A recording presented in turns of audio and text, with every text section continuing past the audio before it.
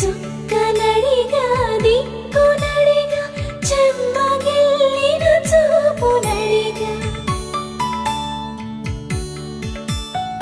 నీరు పొంగిన కనులలోన నీటి తెరలే అడ్డు నిలిచి చూసుకోమని మనసు తెలిపి